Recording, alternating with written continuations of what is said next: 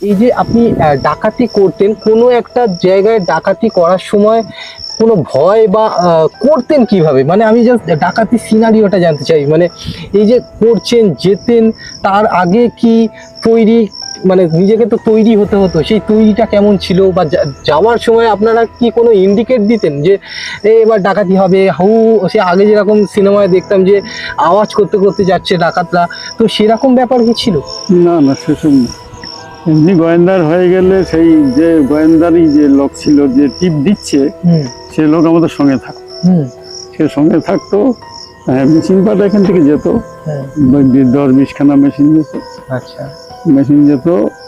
যদি অসুবিধে হয়, কোনো ফরেস্টার মাস্টার দেখা হলে তাদের সাথে তো লড়াই করতে হবে। হুম তার জন্য আমরা এগুলো নিয়ে যেতাম। তাছাড়া বম 1 কিলো 500 ওজনের বম যেত, আরো 20-50 কিলো। যদি বম মারতে হয় মারা হবে। যদি সহজে সিলিন্ডার হয়ে গেল তাহলে আর কাজে লাগলো না, সেগুলো আর লাগানো হয়নি।